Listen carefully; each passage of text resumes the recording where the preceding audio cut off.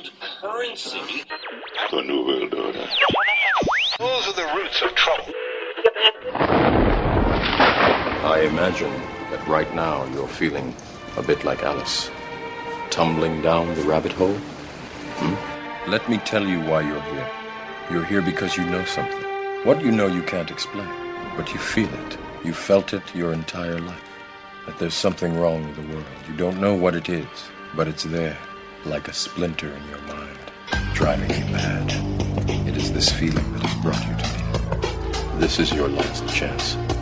After this, there is no turning back. You take the blue pill, the story ends. You wake up in your bed and believe whatever you want to believe. You take the red pill, you stay in Wonderland, and I show you how deep the rabbit hole goes. All I'm offering is the truth, nothing more. For we are opposed around the world by a monolithic and ruthless conspiracy that relies primarily on covert means for expanding its sphere of influence, on infiltration instead of invasion, on subversion instead of elections, on intimidation instead of free choice, on guerrillas by night instead of armies by day. It is a system which has conscripted vast human and material resources into the building of a tightly knit, highly efficient machine that combines military, diplomatic, intelligence, economic, scientific, and political operations. Its preparations are concealed, not published. Its mistakes are buried, not headlined. Its dissenters are silenced, not praised. No expenditure is questioned, no rumor is printed, no secret is revealed. But I am asking your help in the tremendous task of informing and alerting the American people. And now, welcome to another episode of Down the Rabbit Hole. Here's your host from federaljack.com. It's Popeye. Ladies and gentlemen, welcome to another live edition. It is March 20th, 2014. Tonight's edition, I am proud to bring to the airwaves a very, very powerful lady who in just a few short minutes I'm going to play an interview I did with a few days ago off air. And I promise you by the end of the interview tonight, you will be blown away by the love that she has for her son. She's just an amazing lady, and she's an inspiration to others. So what's the topic about tonight? Well, the topic is going to be about cannabis oil saving a young child from leukemia, from cancer. And it's not just cancer that it's helping out with. It's helping out people with all sorts of ailments, diabetes, MS, stomach ailments, Crohn's, epilepsy, all sorts of cancers. I'm going to be interviewing a bunch of different mothers about this subject. Sierra said they call themselves the Cannamoms. I like that. I'm going to be giving them all their each individual 2-hour show like I am with Sierra tonight so that they can all get their stories out and that there's actually evidence, testimony to the power of what this stuff can do, and hopefully somebody will share these interviews with their loved ones, their friends, their neighbors. We need to educate people about the reality, get them past their ignorance-based fears, propaganda-based fears. It's actually not as hard as everybody thinks, and Sierra and I talk about that as well. Without wasting any more time, let's get right to my interview with Sierra Riddle about her son Landon and the amazing journey that the two of them have been on together. Here we go. Ladies and gentlemen, tonight I'm joined by a special guest. I am pleased to introduce you to someone who I would say is in the running for Mother of the Year, at least. Her name is Sierra Riddle, and tonight I want you all to hear her story and her son's story. So without wasting any more time, I want to bring her to the airwaves. Sierra, welcome to the broadcast. Hi, thank you so much. I really appreciate you guys having me on tonight. It's been such a rough, past couple of weeks. I really do appreciate you giving us the time to share our story and, to share stories of some of the other amazing moms that we've met along our journey as well. It's an honor to talk to you. I've seen what you've been through and fighting for your son. Just from the past couple months I've seen, and I'm sure it's, obviously it's been going on much longer than that, but from what I've seen, you're an amazing lady and amazing mom. And it's an honor to be able to talk to you, and it's really awesome. The love that you have for your son, you're willing to move mountains for the child. I think more parents could take a note in their parenting playbook from you. So I want to give you as much time as you need. Let's start off from the very beginning with your story, wherever you want to pick it up. Tell me about what you've been through, when Landon was diagnosed, and then what started you on your journey to looking into things other than chemo to help cure him of his ailment. Landon was diagnosed with T-cell ALL leukemia on September 30th, 2012. He was only 2.5 years old at the time. He was given a 8 to 10% chance to live 24 to 48 hours. The cancer was being produced so fast in his body. At the time, I didn't know anything about cannabis and cancer, what it could do to help with the side effects of chemo. And we were never afforded that information. Nobody ever told us that there was a safer alternative out there. Instead, we were promptly handed prescriptions of liquid morphine, Oxycontin, oxycodone, and meant to start chemo. And Landon did fairly well through the first 30 days of it. He really showed us his fighting spirit in those first 30 days. Because like I said, he was, given a 24 to 48 hour expiration date. Once Landon passed that 30-day mark, however, he became very ill. He could no longer eat. He was vomiting anywhere from 30 to 50 times a day. He was in extreme pain. He was having extreme psychological issues because of the chemotherapies. Losing weight, it was terrible. By 3 months, Landon was dying, and not from cancer at this point anymore. Landon was already, in remission. Landon was dying from chemotherapy. No matter what we told them was going on with Landon, always their answer was, well, we'll just increase his pain medication. We'll just increase his appetite medication or his anxiety medication.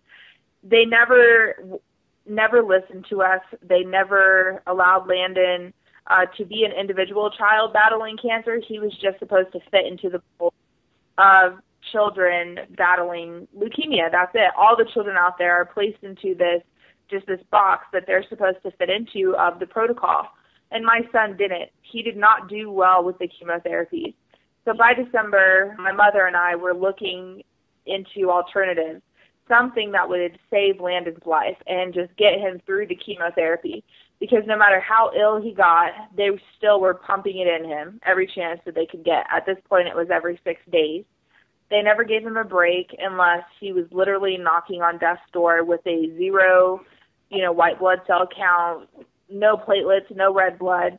He was needing anywhere from 15 to 30 blood and platelet transfusions per month because of the chemotherapies. He underwent radiation. And during that time, me and my mother and Landon had to stay in a hotel for 25 days for him to be able to do radiation. Like I said, we were never told anything, even during some of Landon's darkest times. We were never told, hey, have you guys thought about trying cannabis? It'll help him with all of these ailments, help his appetite. He won't have these psychological issues from the high doses of, narcotics. Nothing. So by December, Landon's dying and we're looking for something. Through a series of just random events and people passing along information, we heard about cannabis and what it was doing for people with cancer. So my mother really did her due diligence, and she put in over 1,000 hours of research on what cannabis could do for cancer, specifically leukemia. And it looked pretty good. There was no other children being treated solely with it, but we did hear of Brave Michaela, who was using cannabis in conjunction with chemo and still is, and she was doing very well. So we had high hopes. From that point, we were given another series of phone numbers and doctors, and we came to the Stanleys. And the Stanleys were so kind to us and so caring, and came to Utah because Landon was not stable enough at the time. and really just talked to us about, not only Charlotte's Web, but their high THC strains as well, which would, be a part of Landon's treatment plan. They were very honest with us that they had done their research and they could find no children that have ever, beat leukemia with cannabis.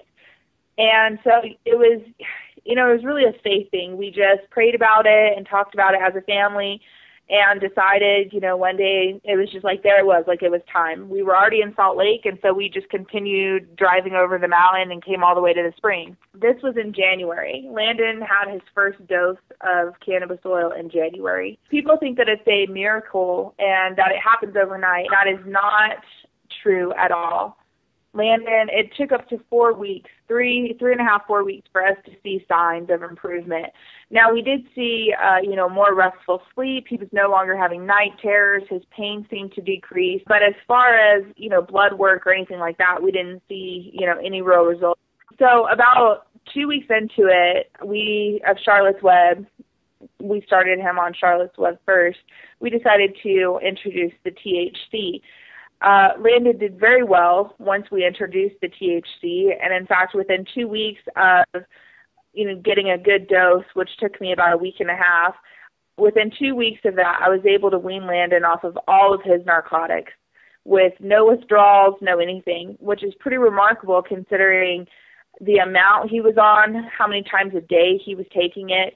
They told us that it would take up to 2 years to wean him off of those heavily addicting medications. And Landon sailed through it in 2 weeks. He was off of the oxy and the morphine and everything. It was an instant transformation once we got those narcotics out of him. His mind became clearer. He was still having chemotherapy, but he was just more aware. He was there. He could talk to us and was able to eat more and drink. And, he still had rough times past that. Obviously, the damage had already been done to his body. There was times that I would have to dose him 20 times a day because he would throw up 19 of them. But I kept on and, did everything that I could to get it into him. And sure enough, eventually, after a good 2 solid months, he started to heal. That's when we really started seeing things on his blood work that the doctors were shocked that he only needed 1 or 2 blood and platelet transfusions, whereas he was having to have 15 up to 30. And now he was needing 1 or 2. And they really had no explanation for it. We didn't either until we started really looking more and obviously seeing more weekly results from Landon. From the time he started a high dose of THC and CBD oil, Landon has never needed another blood or platelet transfusion. He started being able to walk again. The chemotherapy robbed him of his ability to walk. He had such bad neuropathy that he couldn't take 5 steps without breaking down in just painful tears. And Landon now has full regeneration. I mean, it's amazing. And he has for quite some time. Again, they told us that would take up to a year of, intense physical therapy to regenerate those nerves and reflexes. And we did it with cannabis only, no additional exercise, and in about 3 months, Landon was back to 100% regeneration. So there were so many things that we started seeing that it was helping Landon with, that when Landon finished intense chemo in mid-May, I decided to take him off of chemo, that he didn't need to do the rest of the 3 years of maintenance therapy. So I took him off chemotherapy and continued the cannabis, of course, and we decided that now was the time to make our full-time move to Colorado. So we packed up our stuff and moved out here. We got here in August, met with his new doctors here, and, I really thought, considering where the state's at, just in their progression with cannabis, that it was going to go a lot differently. Well, they were just very shocked and angry that I had taken Landon off of chemotherapy. They said that I was sentencing my child to die, that if he didn't have that chemotherapy, he would indefinitely relapse and that he would die from it. And they then proceeded to report me to CPS and tell them that my son was in danger, that he needed to be removed from my care. So CPS came to my house and saw that Landon was a very happy and healthy child, that I have current blood work all the time on me that's dated within 30 days, showing that Landon is in remission. And he has been in remission for over a year now. He has not taken any maintenance chemotherapy minus the forced IV chemo. That's every 30 days, but it's a very small dose. I have not given him any of the at-home chemos that he's supposed to have every day for 10 months, and he's still in remission. He's still doing very well. He is healthier than most children that have never had cancer, and he's just above and beyond what cancer patients and the phase of treatment that he's in. He's just it's amazing, honestly. Like, I can't even put it into words. Landon and I have been fighting for his rights, that he should not have to be, poisoned for the next 3 years of his life just because that's what their treatment calls for. We had a huge meeting with CPS and our lawyers and the hospital and their lawyers, and Dr. Bob Malamud was so kind enough to join us, and it was terrible. They were really trying to convince CPS that, Landon had to have this chemotherapy for the next 3 years, that it was vital to his life. And they went as far as to say that they guaranteed them that Landon would not make it without a relapse past 4 to 6 months of no maintenance chemotherapy. And well, here we are at 10 months. It'll be 11 months coming up very shortly now. So obviously there is more to cannabis and leukemia than what we've all been led to believe. And obviously there's a huge disservice going on to all of these parents that their children are, unfortunately diagnosed with cancer. Not only are they now fighting for their lives, but now they're being fed every hour on the hour very dangerous narcotics. They are making our children drug addicts. They are giving our children so many more issues that they have to deal with aside from fighting cancer when they know that cannabis is out there. That's kind of been our mission now, is that we're determined to share with anybody that's willing to listen that cannabis not only cures cancer, but that if you don't, you're not comfortable with cannabis being your treatment and you still want to do chemotherapy, that it's 100% safe to use cannabis in conjunction with chemotherapy. And then you won't need the appetite stimulants or the painkillers or anything else for your child. And, really that's the end goal for us, is that no children will have to go through this on narcotics. Now, Landon and I, of course, are still going to continue to fight for his right to not have to have any more chemotherapy. But at this time, unfortunately, we have yet to find a lawyer willing to help us, willing to stand up and, file an injunction or file a lawsuit or whatever it is that I need to do to keep my son safe from these doctors that are out of control, that are on a power trip and want to poison my child for the next 3 years of his life, whether I say so or not. And obviously they've shown they're willing to go to any length to make sure that that happens. They're willing to go as far as to take my child from me and put him with complete strangers who would only, enforce their will, which is to give Landon chemotherapy every day of his life. And, it's been such a long, hard battle, but I believe that it's hopefully coming around to our side of things. It's been such a long time that Landon has not had chemotherapy that I'm hoping a court would be willing to listen to us and to, see that Landon is healthy, he remains cancer-free, and that as a person and as a human being, that Landon has the right not to be experimented on. And that's what most of these drugs are that they're giving my child, they're still in their experimental phase. And that's just not right on any level at all. So you haven't been able to find any legal help at all? You haven't been able to find someone that would take up the legal battle for you to help you with your son in any way, shape, or form? In the beginning, when CPS contacted us, we did reach out, and Warren Edson came forward and, went to the meeting with us and has helped us on that front. But that was many months ago, and I haven't really heard from them since then, and they know that I'm looking for a lawyer to help us to file something. Obviously, they have not come forward or contacted me to say, hey, of course we'll do it for you. So I'm not sure what's going on with that. But as of right now, no lawyers have come forward, just as well as no doctors have. No doctors have come forward that are willing to testify on Landon's behalf that chemotherapy is not the only treatment for cancer. Not one single doctor. We've contacted so many leading professionals in the cannabis industry. We've contacted Dr. William Courtney, Dr. Donald Abrams in California, and, both of them told us, I'm sorry, but we can't help you. We've never treated a child with leukemia, and, there's nothing that we can do for you, pretty much.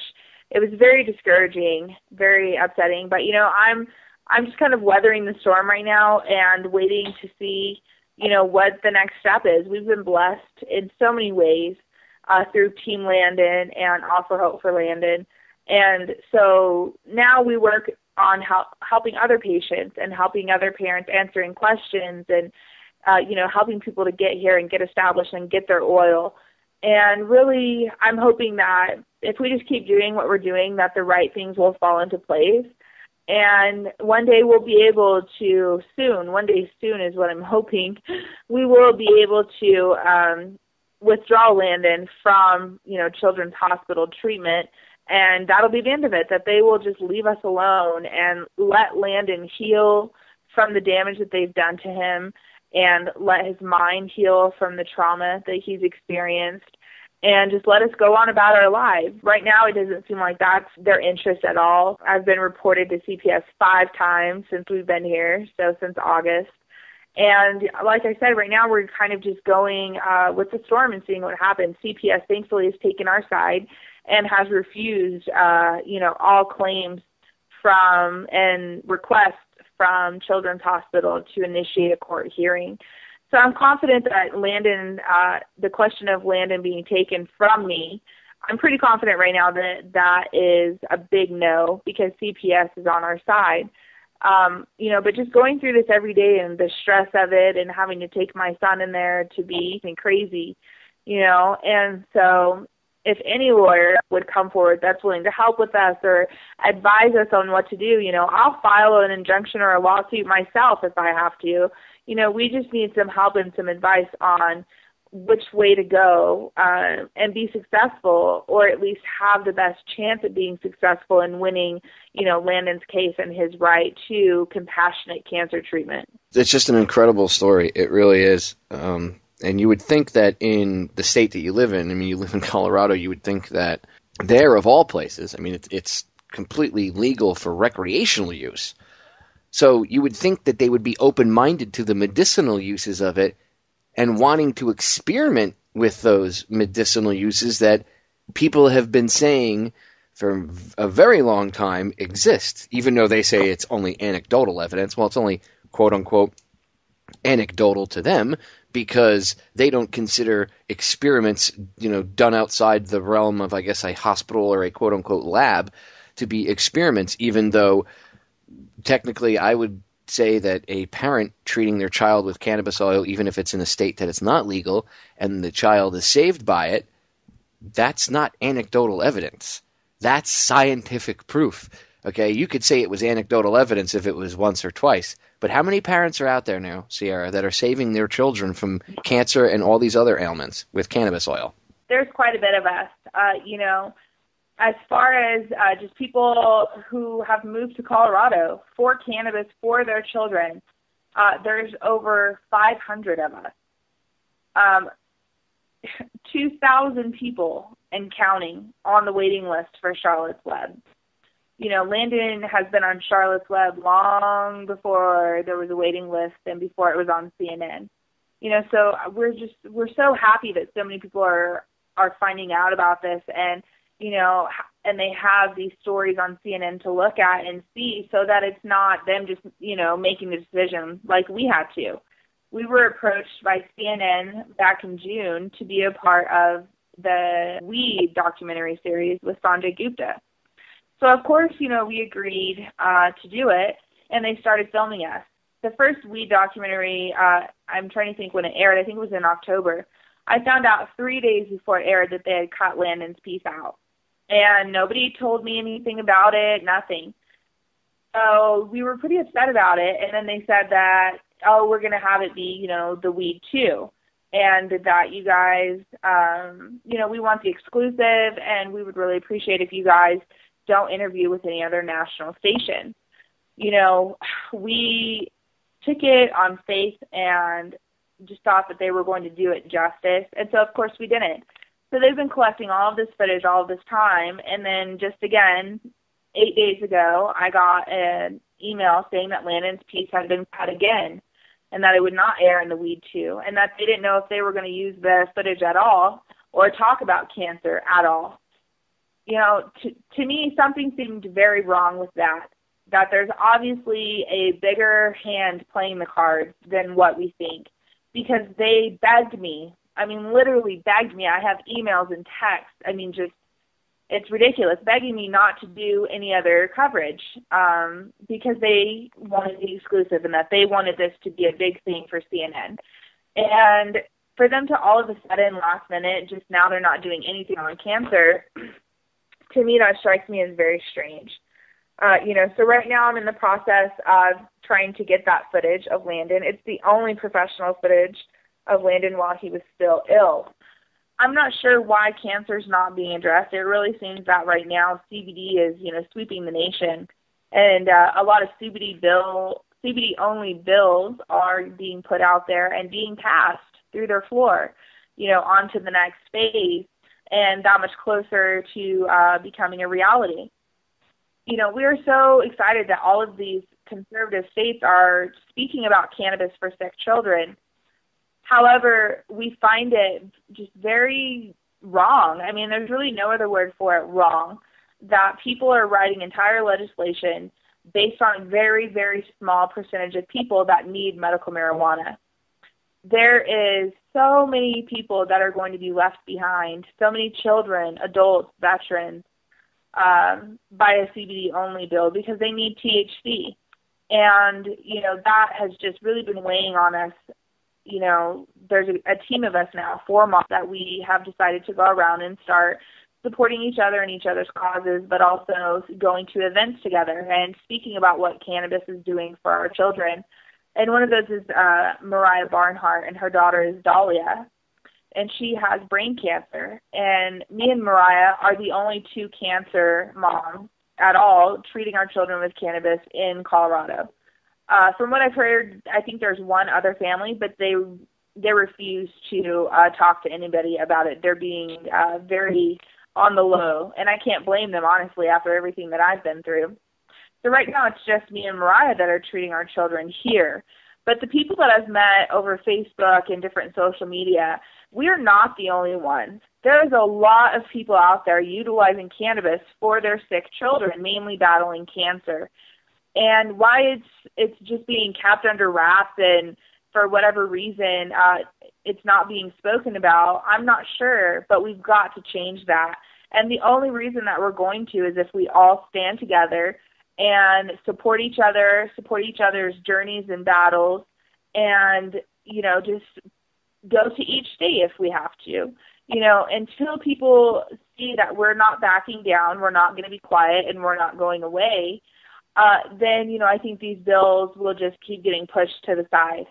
Until that day comes, where everyone, not just a few of us, is fed up with their children being sick and being fed dangerous drugs by Big Pharma, then nothing's going to change. And we're going to have to be forced to live in Colorado away from our family and our friends and everyone else, because everybody doesn't want to stand up and do what's right for these children, which is to not have them on pharmaceuticals. I think that's been proven time and time again, that pharmaceuticals are so damaging to the body, and especially the kind that they're giving these children that are epileptic or cancer children. I mean, can you imagine having your 2-year-old on Oxycontin for 4 years of their life? Being a veteran myself and seeing it with my own 2 eyes, and even experiencing it to a certain degree where the VA would rather have you take, all sorts of opiates and stuff. That stuff is just horrible for you. And as an adult, it's horrific. I can only imagine what it's like for like a 4 or 5-year-old child.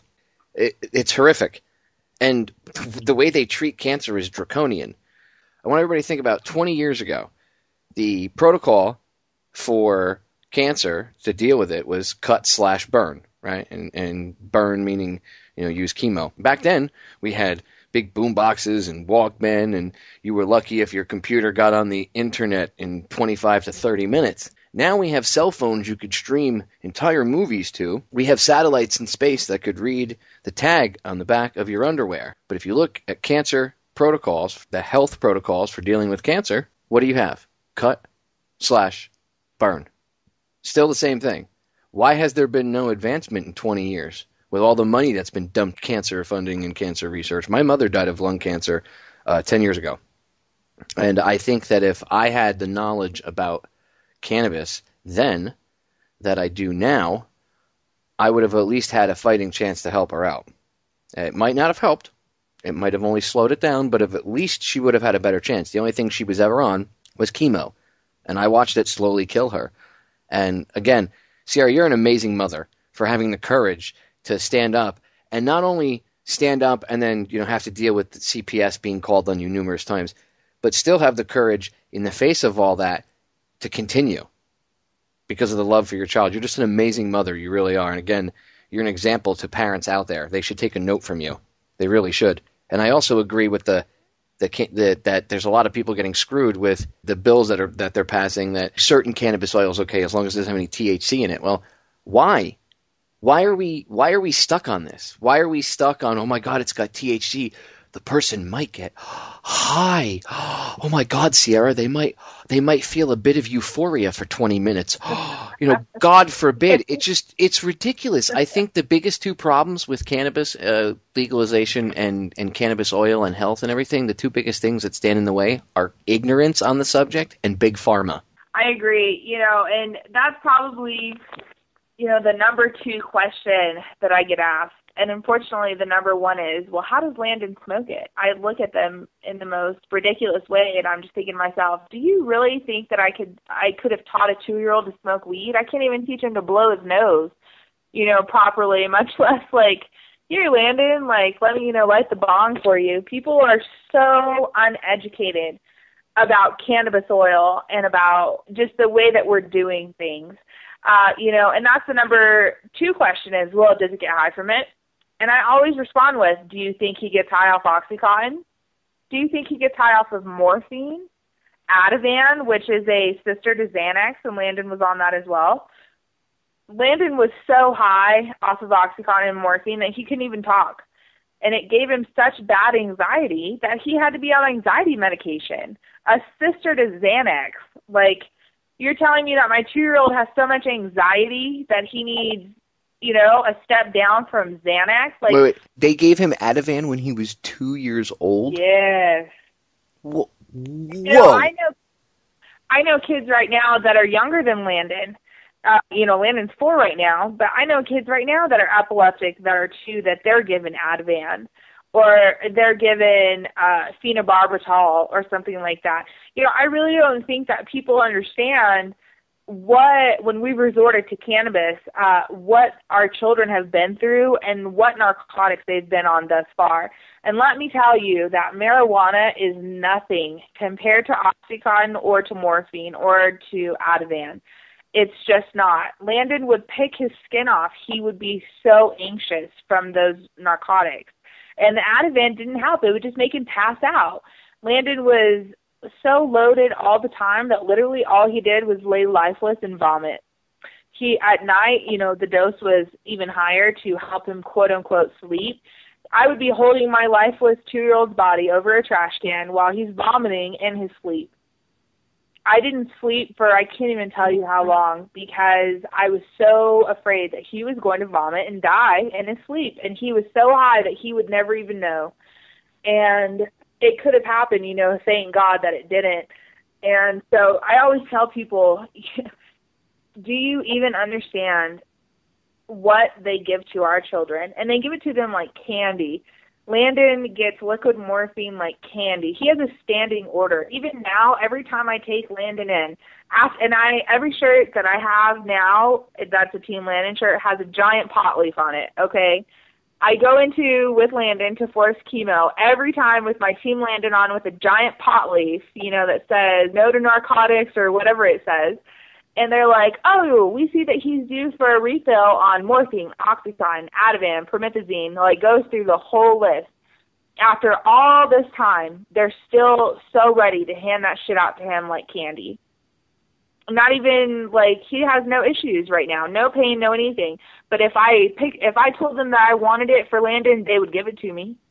I mean, how sad is that? But as soon as I bring up the word cannabis, oh my goodness, everybody loses their mind. Like, I'm over here, you know, trying to shoot my kid up with heroin or something. Like, it doesn't even make sense that people are so okay with these oxycons and morphines and fentanyl and phenobarbital, but yet marijuana is such a big deal that to some people, I'm not even kidding, some people have let their children die, even after they've heard of cannabis, because they just couldn't open their mind far enough to be willing to say, hey, guys, let's look into cannabis, to their husband, their wife, whoever.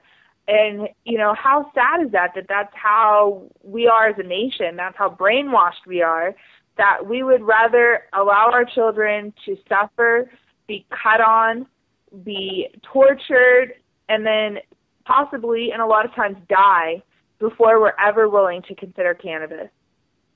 When is it going to get to the point that everybody, not just me, not just the other canna moms that I'm friends with, that all of us, that we don't care anymore what people say, what doctors have to say, and what, you know, America as a whole has to say, that we're not going to poison our kids anymore, that we're not going to give them narcotics, and that we're not going to put up with it. You know, that's it. You know, I've had to put my foot down so many times because they want to give Landon morphine or fentanyl or something while we're at treatment. Why is it that they're so ready to hand those drugs out, yet I had to jump through 50 hoops to get my child a medical marijuana card? And if you think about it, like you said, they treat you like you're trying to shoot your kid up with heroin. They already are. They're giving him morphine. It's not too far off. So, exactly. I mean, who's really the danger to your child? Them or you? I say them. I guess that's, you know, where it's at right now is they are endangering my child's life. Every time I take him in there, every time they want to do this procedure or check these levels to make sure he's cancer-free, you know, they're giving him something. Like, he just had a procedure done last week. They were doing a bone marrow draw to ensure that he's still cancer-free, and they gave him fentanyl.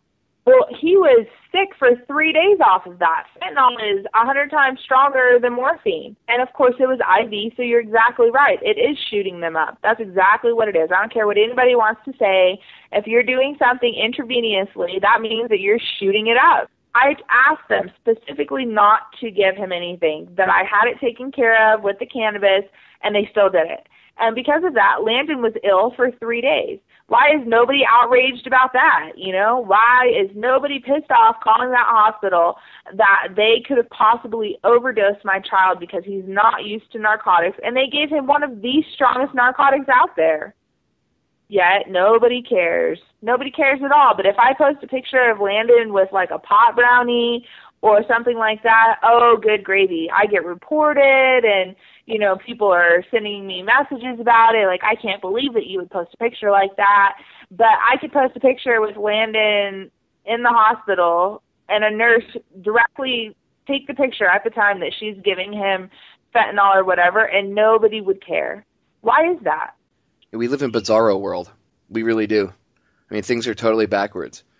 You know, they can shoot your son up with hardcore, just hardcore medications, but yet a plant that grows naturally in the ground makes them go, it's just ridiculous. I mean, it really is. At this point, 2014, the level of ignorance just shouldn't be what it is. I agree. You know, that's 100% true. It should not be. And, you know, it should not be that parents are forced to uproot their whole lives and move to Colorado not knowing anybody or anything here, and then you're stuck here. You know, most parents that come here, they don't leave because they're so afraid of what would happen. You know, I only speak for myself, you know, and everybody's entitled to their own opinion and their own way of doing things. I personally don't give a shit. I don't give a shit what anybody has to say. And I'm going to take my son to visit his family, to visit his grandparents. I just took my son to the beach in Florida. My child is done not being forced to not live his life because of them. He is going to live his life now. He's going to have fun doing it. And I just, oh my gosh, I pray that day never comes. But if the day ever does come that somebody gives me a hard time for traveling with his medications, God have mercy on them, because it's not like I'm traveling with pounds of weed. You're traveling with the concentrated cannabis oil and a sick child. Like, who in their right mind would give you a hard time? And I've taken Landon to 7 states, and 4 of them were illegal, and I've never had a problem with it. But a lot of people don't, and they're unwilling to do so. And so they're stuck here with no family, no friends, no anything. But if they were to stay home and have their child on narcotics, they would be allowed to have everything. Same thing with veterans. I know veterans that are coming here, chronic pain, coming to Colorado because they don't want to be on drugs anymore. Because when you're on drugs, you're not the same person. You're just not. I think we can all agree with that. And they're tired of that. They want to live their life, but they don't want to have to live it in pain or, in suffering. It's just the amount of stories that I hear, it's just so sad. And thank God we all understand each other's plight, and we've, kind of formed a little family here, a little community that we all, take care of each other and do play dates and things like that. But something needs to change, and it needs to change soon. There's children dying all across the United States that are waiting for cannabis to be legalized. There is children all across the United States right now that are being given morphine, OxyContin, Ativan, fentanyl, all of those dangerous narcotics that I have spoken of. They're giving them to them right now as we speak. It's about nighttime, night shift for the nurses. Yep, all the kids are getting their dose of narcotics right now.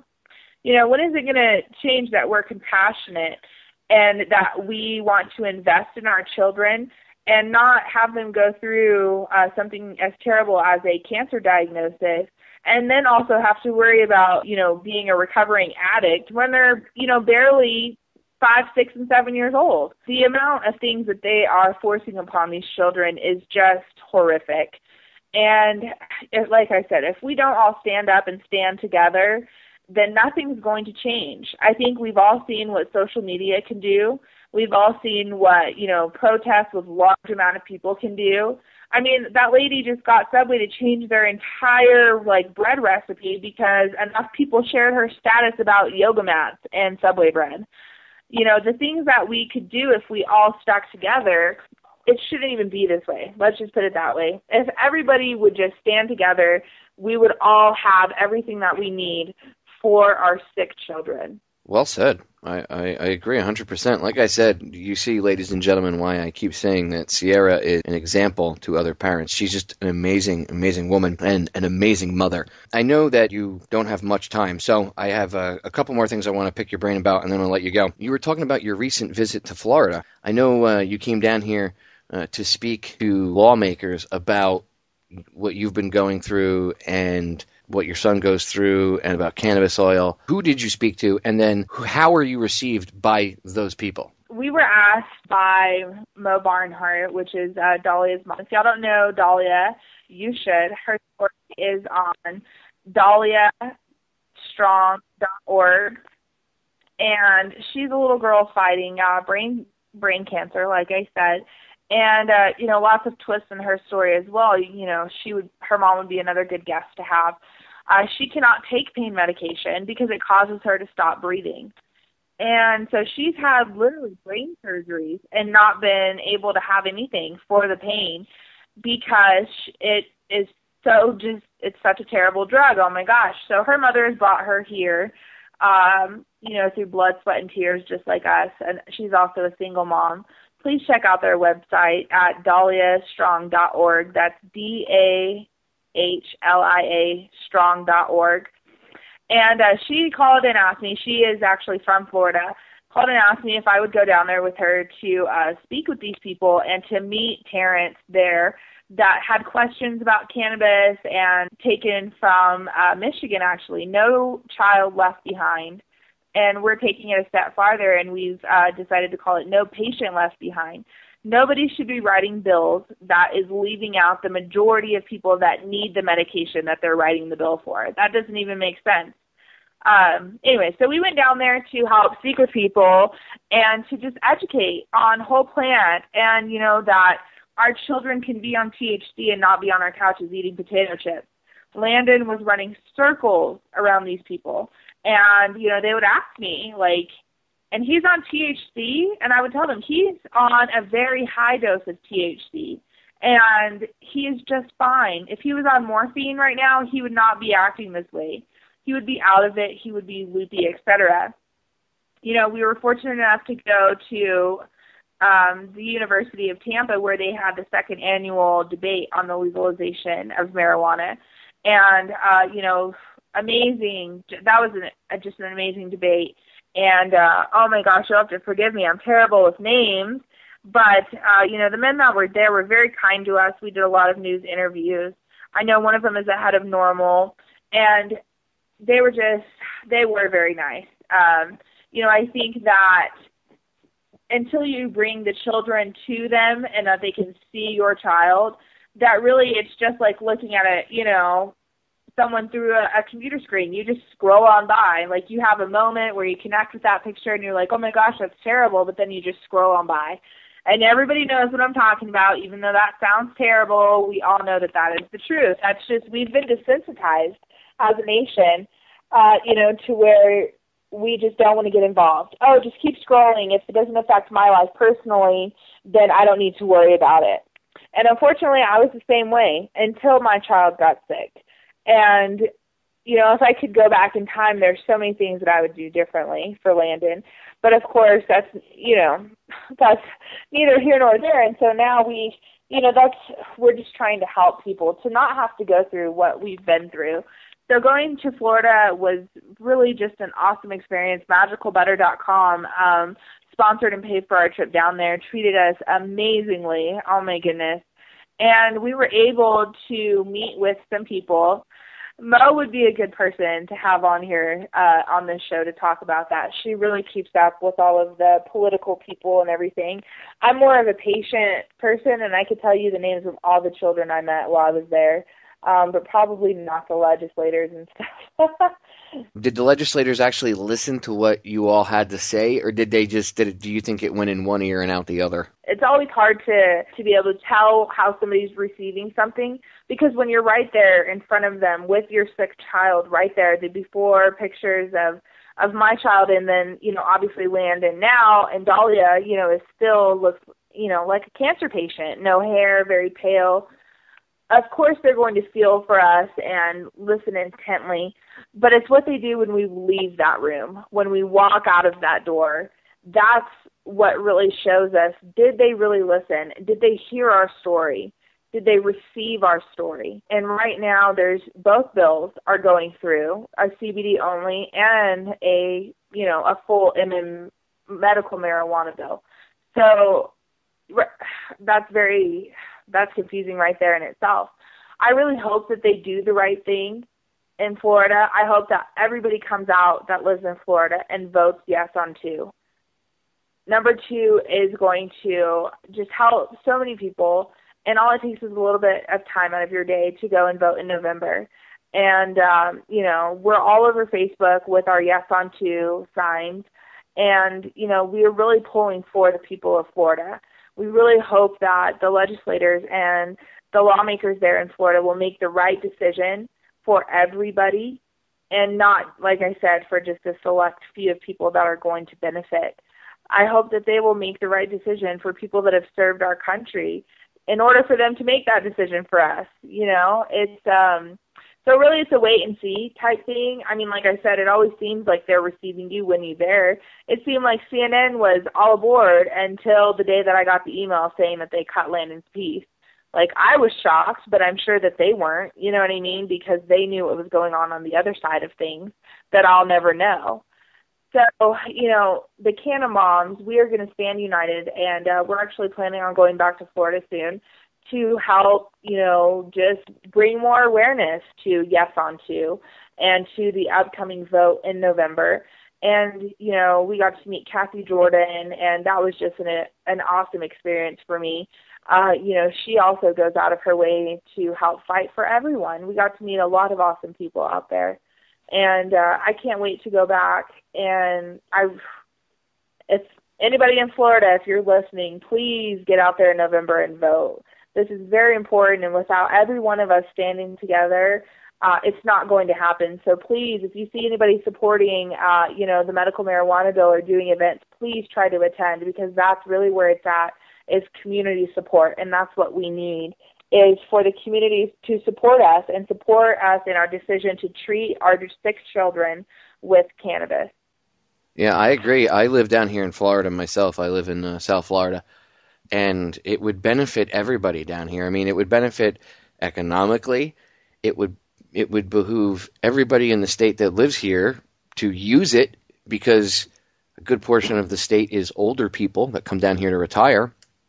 And surprising to many people, the baby boomer generation is actually the fastest growing generation or group of individuals that is using cannabis to help with medical conditions. So there is hope. And when you guys come down here, you're going to have to let me know ahead of time when you're coming down, Sierra. I'll come up and I'll cover the whatever you guys are doing. I'll interview everybody. I'll give you guys as much attention. And I agree. I think everybody in Florida has to come together on this and stand their ground. And I think it should be the full medical marijuana bill, not some only for certain individuals type bill.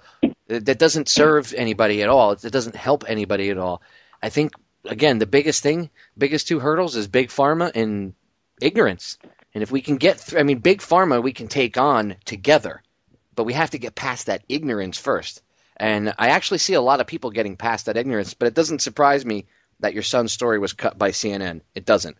I know the way CNN works, and honestly, if they were to air on CNN that cannabis cures cancer, well, you can't do that. how much money is made by keeping cancer, quote unquote, uncurable?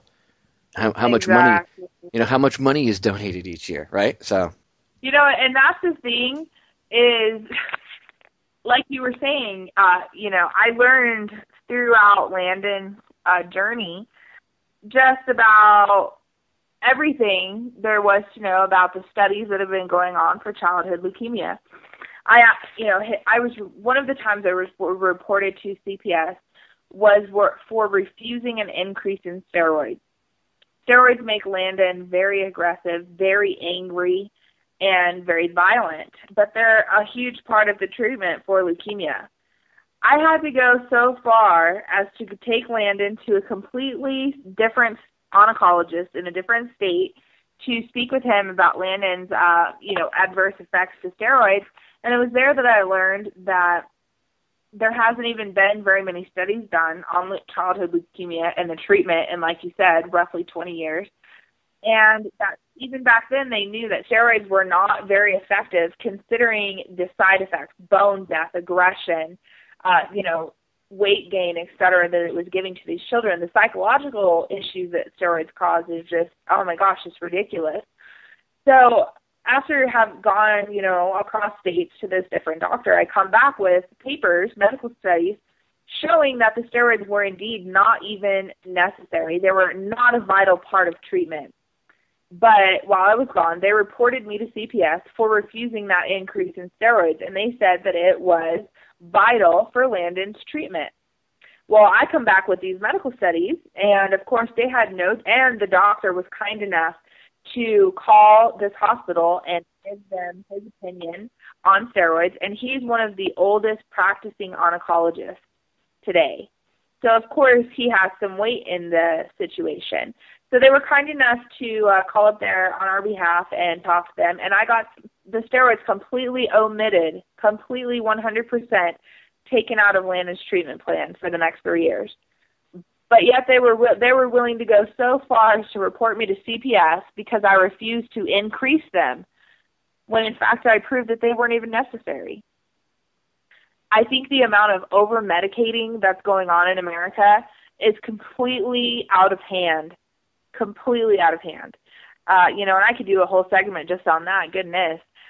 But for my child, it's taken more than me just standing up and saying, hey, I don't think that's a good idea.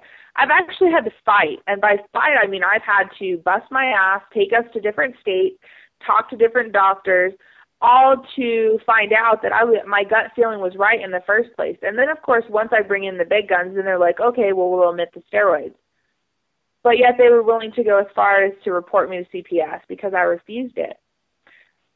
It makes absolutely zero sense why we're doing this. Each year in the United States, approximately 13,500 children are diagnosed with cancer. That's more than a classroom of children every single day. 1 out of every 300 males and 1 out of every 333 females in America will develop some type of cancer before their 20th birthday. This year and every year, more than 40,000 children undergo treatment for cancer.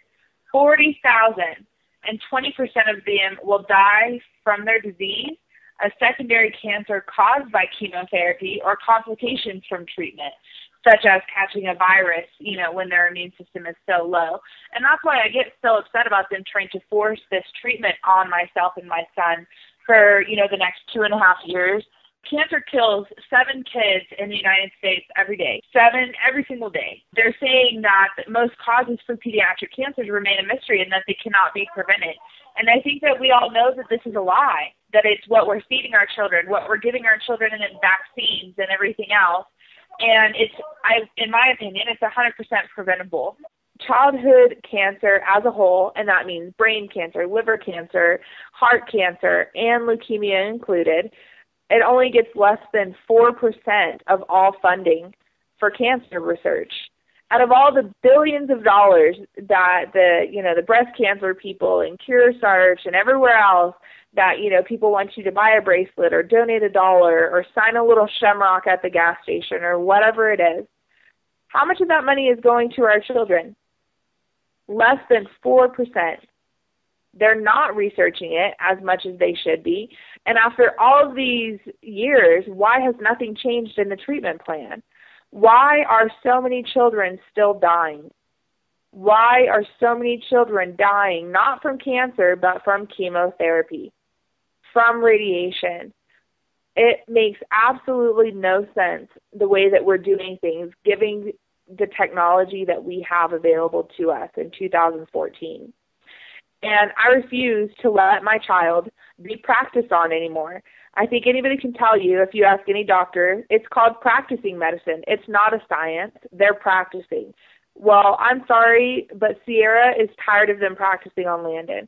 I've had enough, and my child is happy and healthy.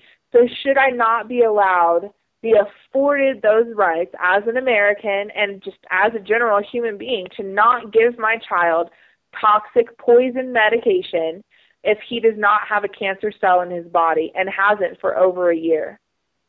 Why is it that in 2014, many of us are being bullied by our doctors or our children's doctors to increase toxic medication? And if you don't, then, you're going to face the consequences. Like, who gave these doctors authority over us? I can't tell you guys the amount of times I've had to remind Landon's doctors that they work for me. They're not paying my bills. I'm paying theirs. They're on my time, and this is my child, not case number whatever, and they're going to give it the attention it deserves. Unfortunately, we've lost a couple of doctors because I have no problem telling them what they're doing wrong. And it just goes to show you that so many people have just sat back and let them do whatever they want to these children in the name of treatment, that they think that that's the way it should be, that we shouldn't question everything that they say or every increase of medication, and that we shouldn't question what's going to happen to my child 5-10 years after they take these medications. A lot of people don't realize that 70% of children that complete childhood leukemia treatment have I think it's 60% or higher chance of contracting another cancer or tumor as a direct result of chemotherapy. Why are we giving our children drugs for cancer treatment that could in fact cause them to have cancer? That makes absolutely no sense. Yet here we are, on this crazy cycle of life, and Landon and I can't get out of it. No matter what we do, we cannot say, thank you so much, we're done. Check us out. Take us off your mailing list. That's it. We're done with you guys. why is it that Landon cannot be allowed to do an effective choice of treatment? Now, I understand that there have been people before us that have made very terrible decisions and have, oh, this dandelion's going to cure my child, or, oh, this, praying, whoever they pray to is going to cure my child, and then their child dies. I understand why the laws are there. I also understand that if you have an effective treatment, that you have that right to pursue it, that you are not made in any way, shape, or form to be practiced on. So why are our children any different? Our children are human beings. Just because they're not adults and they can't tell you that they don't want that chemotherapy does not mean that they don't want it. I've had doctors literally tell me, well, if Landon was old enough to say, then he would tell you he wants chemotherapy. And they firmly believe it. That's where we're at. They firmly believe that chemotherapy is the only cure or treatment for cancer. We've got to educate people. We've got to get more videos out there, more documentaries. More people need to start sharing these stories of actual documented, cases of cannabis curing cancer or any other ailment. We've got to start being taken seriously. People have got to stop posting pictures of them with their 10-foot bong and then expect a senator to take anything they say seriously. We have got to come off as professional people. Most of us are parents. That before this, we would have never dreamed of giving our child cannabis, but it's helping our children. It's saving our children. So now if we can just get all of the cannabis community behind us, imagine what we could accomplish. I mean, every state would have been legalized by now if every single cannabis user out there would stand behind us as parents trying to treat our terminally ill children. But instead, they're off at, Hemp Fest and the DAP Fest and this and that. Why is nobody coming out and making events solely for parents to come and educate people on their child's illness and how they're treating it with cannabis, what forms, what dosages, etc.? Why are there no festivals like that going on? Because mainly the people that are involved in the cannabis industry want to use it recreationally, or they want to make profit off of that.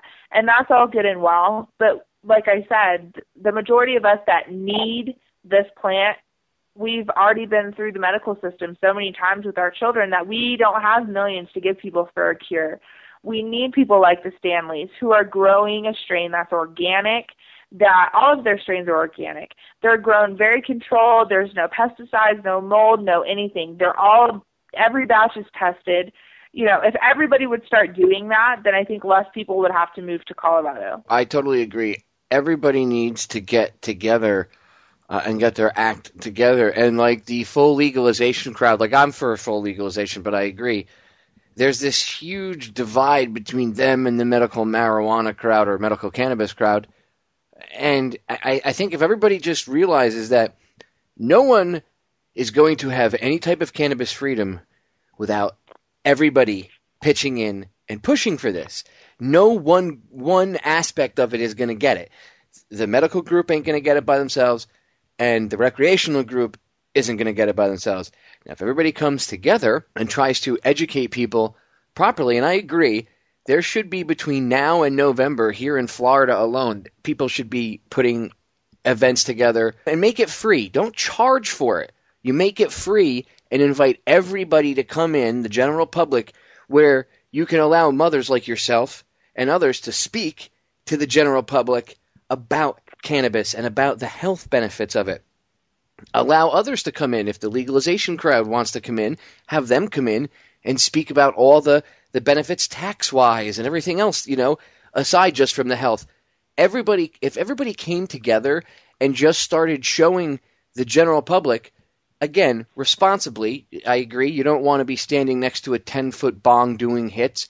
Look, I've been to Cannabis Cup in Amsterdam. It's awesome, okay? But you know what? We're not there yet, okay? We're not where you can have that in a building somewhere or an event like that yet. We're still, 200 years in the past. And if we're going to get the attention of these people like we need to and have them take us seriously, and not as a bunch of pot-smoking hippies, we need to do things properly. I completely concur with you. I mean, that's just one of the most important things. We all need to come together and do it responsibly.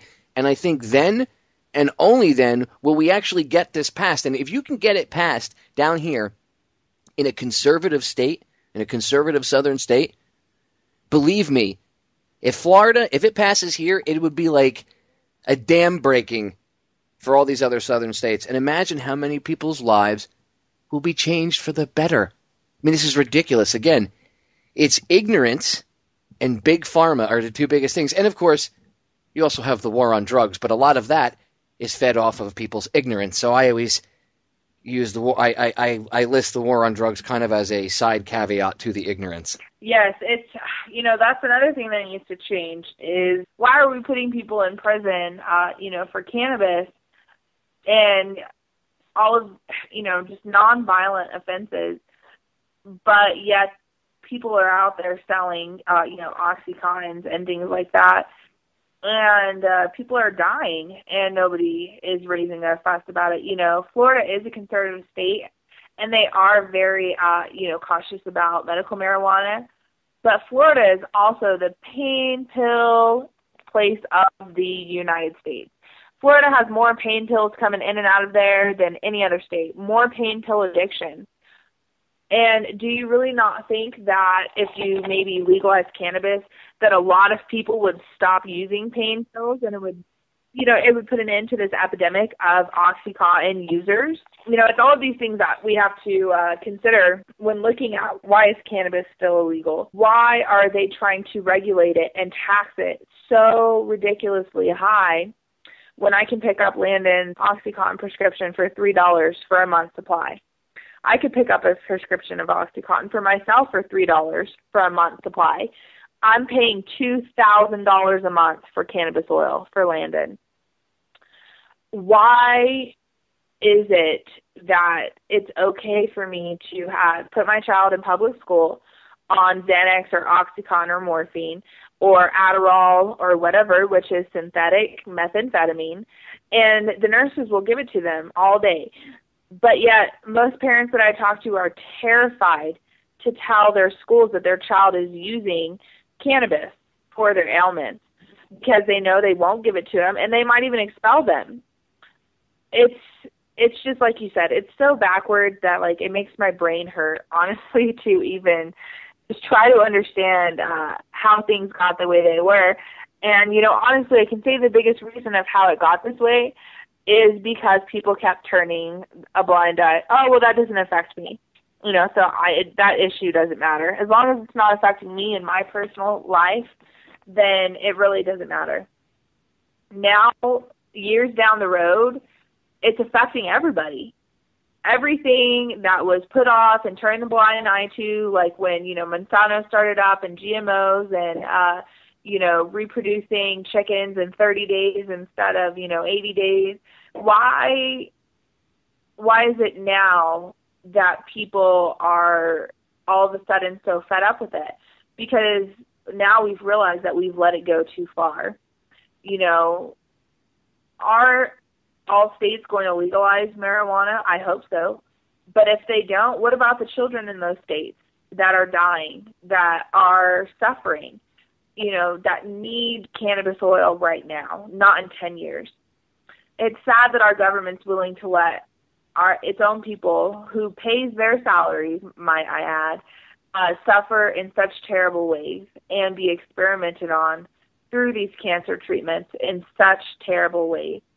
The amount of suffering and torturous things that I've seen going to those children's hospitals would make a grown man cry. I mean, it is terrible what we are doing to our children in the name of treatment. And the only way that it's going to change, like I said, is if we all stand together and support each other and stop nitpicking at people in the cannabis community and literally all stand together and not back down.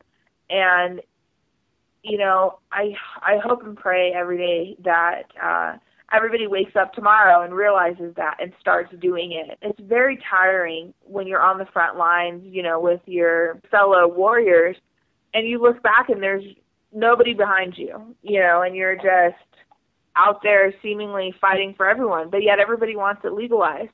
Everybody wants the benefit of it, but nobody wants to show up and do the work. So, that's the only thing that's really disheartening for us is when we do have events like that. There should have been hundreds of people that came to those events. Thousands of people in Florida are cannabis users. You can't tell me that they're not. Why was there only like 200 people at that debate, at the legalization debate? If we don't start showing up for each other and supporting each other, then we're going to keep getting what we're getting, which is nowhere. And honestly, I'm tired of fighting. I'm tired of seeing children suffer. And I just wish that everybody else would hurry up and get as tired as I am so that we can get things done. Again, well said, and I wholeheartedly agree. I had no idea, like, as an individual myself, as a broadcaster, as a journalist, I had no idea that the event was even going on. And that's another thing, is a lot of these groups or individuals, whoever put these events on, they don't really know how to do good PR. And that's another problem. I think a lot of times they're intimidated because of the subject. I think that's another thing. People are kind of, they want to get the information out there, but at the same time, because it's cannabis and they're in Florida, which is a heavy law enforcement state, I think people are sometimes intimidated in how they could present the information. Or you could also have the other side of the coin where people refuse to advertise for it too. But I think one of the biggest hurdles they have to overcome is I think everybody needs to come together and have some sort of organization in this state. And I mean everybody that uses cannabis, whether it's medical, recreational, it does not matter. Everybody needs to come together, and we need to have some cohesion, and we need to work out a system so that everybody can be notified. We need to put on another one of these events, and we need to have maybe 2 of them before November here in Florida. And I think everybody needs to be notified of it. Get the word out more to your readers, your listeners, whatever, and get everybody out there. Get the general public out. And, of course, it has to be free. Everybody has to be willing to donate time and stuff and figure out how we can cover costs and maybe get donations to do it. I mean, this can be done. But you can't charge an admission fee or else the general public is not going to show up. And the whole point is to get the general public to show up so you can educate them.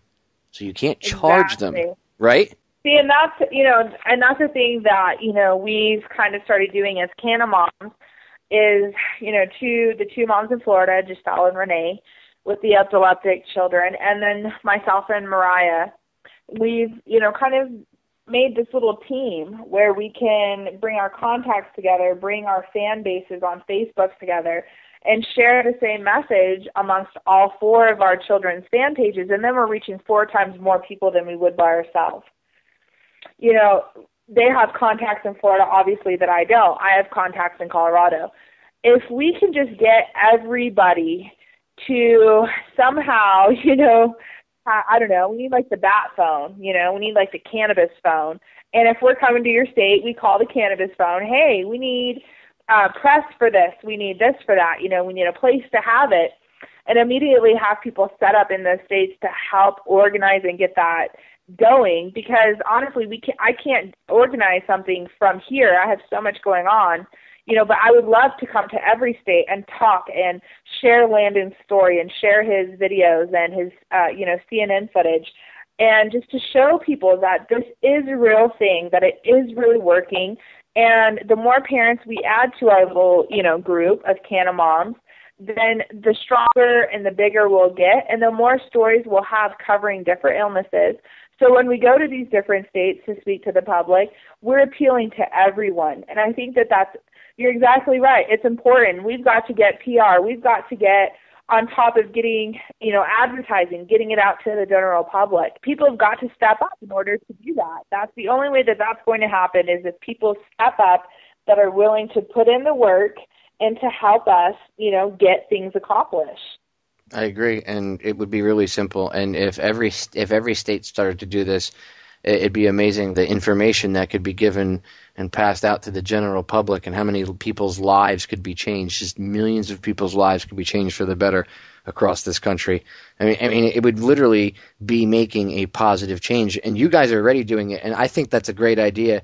The cannabis phone, like the bat phone. I mean, that's a great idea. It might sound silly, but it's not. It's an ingenious thing that you just came up with. I mean, think about it.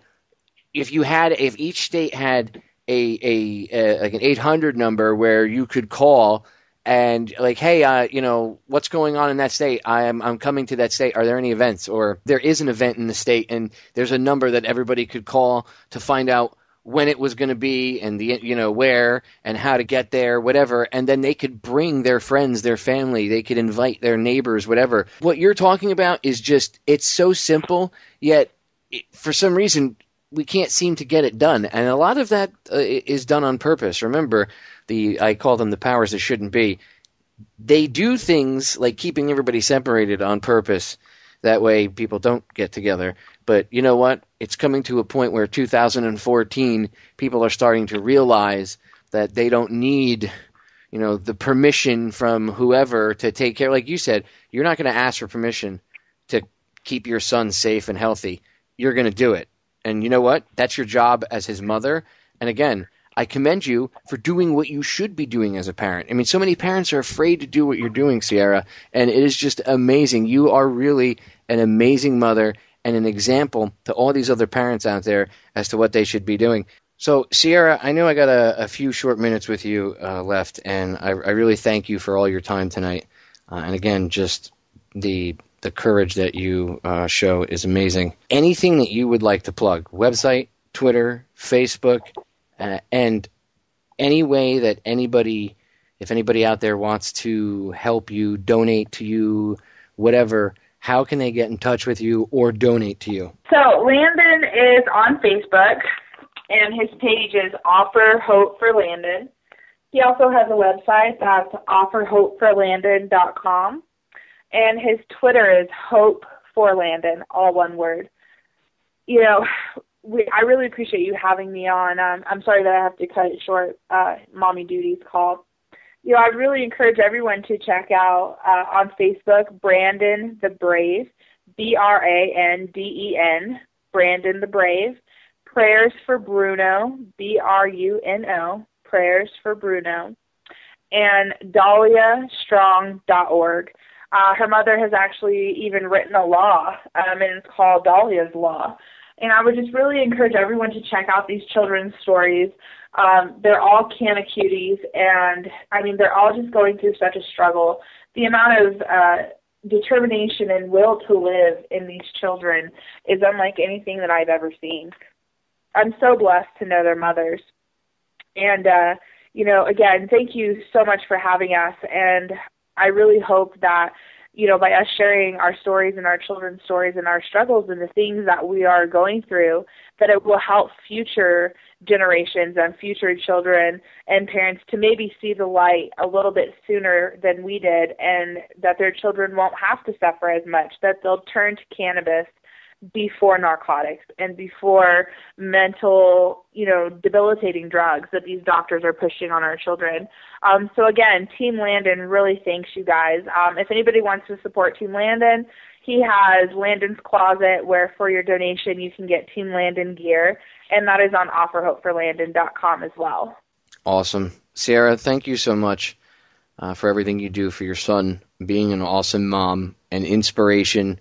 And thank you for having the courage to come down here and talk to the lawmakers and the people down here in the state of Florida and try to, make a better life for people here. I mean, you don't live here. You live in Colorado, and you traveled here to help people you don't even know have a better life. I mean, you got to know some of the mothers, but your goal isn't just to help one individual or one child. You're trying to help everybody. I mean, veterans, old, young, the children. I just, as a resident of the state of Florida, I thank you. You have tremendous courage. You're just an awesome human being. You're a great mom. And you've inspired me to push for all the groups down here, the cannabis groups in Florida, to come together and use their brains on this and get this passed and set an example for all the other southern states and all the states in general on how it should be done. Thank you so much for coming on, Sierra. No, thank you. And I'm just another person, and I'm just trying to do the best by my son. And now that I have this information, I can't, in good faith, not share it with everyone in hopes of saving other children. So, thank you so much. I really appreciate it, and I appreciate the kind words. That's really what keeps me going is, everybody's like, oh, you're so awesome. And I'm like, yeah, I can do this, and together we will do this. And, let people know in any state, no matter what state you're in, if you need help with anything, if you have questions, please feel free to contact me. My email address is very simple. It's teamlandon@yahoo.com. Again, teamlandon@yahoo.com. And we are willing to stand beside anybody that needs help. And, again, thank you so much for, just covering our story. And, we hope to see everybody soon. Team Landon, ladies and gentlemen. Support Team Landon, support Sierra and Landon Riddle. Just an amazing, amazing lady. Sarah, thank you so much for your time and everything. I really appreciate it. No, thank you. Have a good night. There she goes, ladies and gentlemen. Sierra Riddle. As I said in the intro to tonight's broadcast, she is an amazing lady, an amazing mom, and an example to other parents out there. And I'm actually... as I said, I'm going to be devoting a lot more time to the Canna moms. Excuse me, my throat's a little dry. I'm going to be devoting a lot more time to the Canna moms. I'm going to be giving 2 hours to each of these moms. I have to email the other mothers. I wanted to make sure I got Sierra's interview done and taken care of properly and aired for you guys, and then I'm going to go on to each of the other ones and set up the other interviews, and I'm going to bring their stories to light. I want you all to hear what these ladies have to say. I want you to hear the truth. I want you to hear the evidence. And not just you, but the people that hear the archives later on down the road. This is the stuff that the mainstream media is not telling you. They'll maybe only tell you some of the stories. But look, Landon's story was cut not once, but twice from the weed documentary series that CNN's been putting on. Gee, I wonder why. As I said earlier, I wonder what all-powerful lobby would have enough influence and money to make sure that certain things weren't mentioned, like cancer being cured by cannabis, because you heard Sierra say that they told her that they might not even bring up cannabis at all, or cancer being cured by cannabis at all. Can you answer why that makes any sense? With cancer being such an epidemic and all, I know they don't use that word. 2 people get the flu and it's a pandemic, but there's millions of people around the world getting cancer now that it's like 1 in 3 or something like that. Ridiculously high rate of cancer, but no, there's not an epidemic. Right. Someone sneezes, though, and oh my God, everybody needs forced injections. So what powerful lobby would not want cancer to be cured? Well, there's a few of them. And I could even put my conspiratorial hat on if I wanted to and go down that rabbit hole, as it were. But I think everybody listening has a pretty good idea as to why. There's a multitude of reasons why they wouldn't want it talked about. How much money is made not curing cancer? How much money is made from all those donations every year? Where does it all go? How does it get spent? Do you see the ledgers? Do you get an expense report printed out and mailed to you every month? I know I don't. So where does all that money go? The technology from 20 years ago, 25 years ago, people had boom boxes and tape recorders.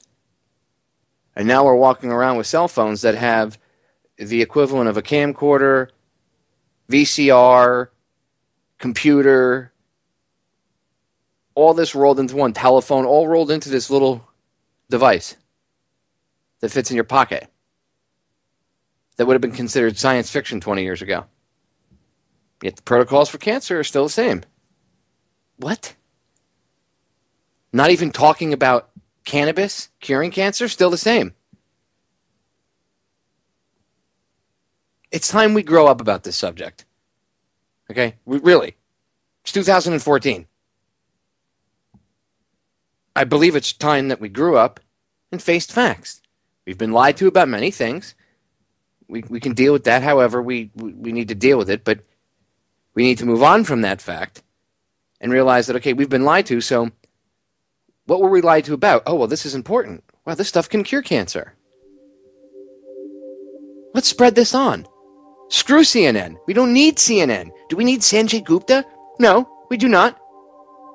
Do we need any of them? No, we don't. We have each other. And it's time we all started realizing that.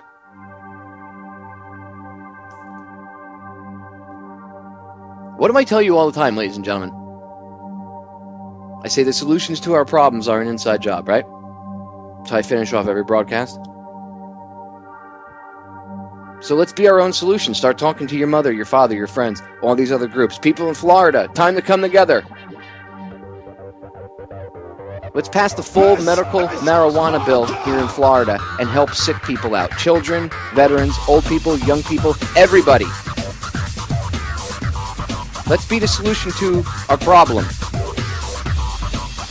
Capiche? Good. We're out of time. I love you all. I'll see you all again live tomorrow night. As I always tell you, the solutions to our problems are an inside job. I am out of here.